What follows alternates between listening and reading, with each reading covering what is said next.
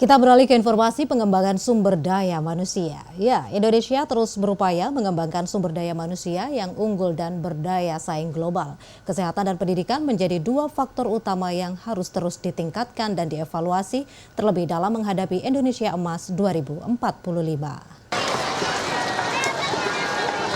Menurut data BPS, angka kemiskinan di Indonesia pada Maret 2024 adalah yang terendah selama satu dekade terakhir, yakni 9,03%. Pemerintah terus berusaha menciptakan pertumbuhan ekonomi, efisiensi pemerintah dan bisnis, hingga pembangunan infrastruktur yang maksimal, terlebih setelah melewati krisis masa pandemi selama 3 tahun.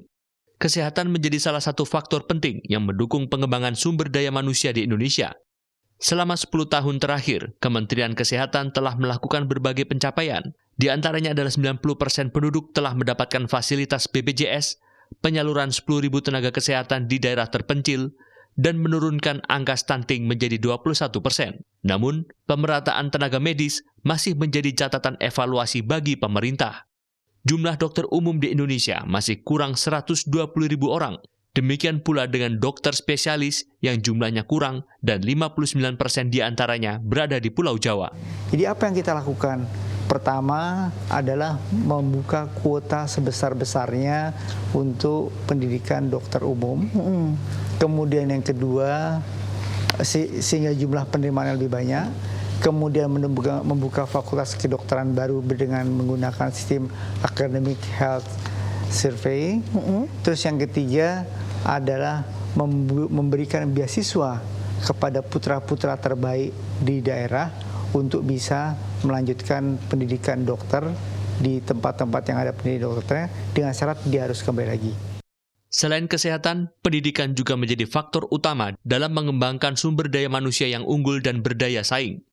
Selama 3 tahun belakangan, Kemendikbudristek telah menerapkan kurikulum Merdeka Belajar yang mampu meningkatkan kompetensi literasi dan numerisasi pada siswa.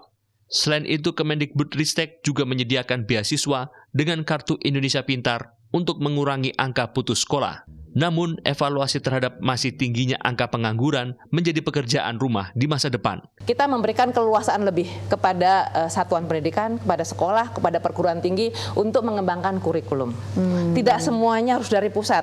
Karena yang tahu lapangan itu adalah daerah sekolah. Ya? Jadi mereka perlu melakukan analisis lebih mendalam apa sih yang dibutuhkan. Keleluasaan lebih diberikan untuk menutup untuk program-program yang sudah jenuh nih di kebutuhan tenaga kerjanya. Kemudian membuka program-program studi baru yang memang sedang dibutuhkan. Kemudian semua usaha dari kementerian dan lembaga ditujukan untuk cita-cita Indonesia Emas 2045. Hal ini karena adanya bonus demografi dengan rentang puncak usia produktif sejak 2020 hingga 2030. Yang ingin kami tekankan yang pertama adalah Indonesia akan lepas dari negara berpendapatan menengah. Artinya 2045 itu at least harus 12.000 US dollar per kapita tahun. Apa yang harus dilakukan? Kembali kepada saat tadi siklus kehidupan, kita bisa mulai memetakan berapa kelompok penduduk yang berada pada kisaran setiap tahapan tadi. Sehingga intervensinya itu akan lebih tepat. Segala upaya kerjasama pemerintah pusat dan daerah diharapkan dapat terus tersinkronisasi demi terwujudnya SDM unggul yang berdaya saing global. Tim Liputan.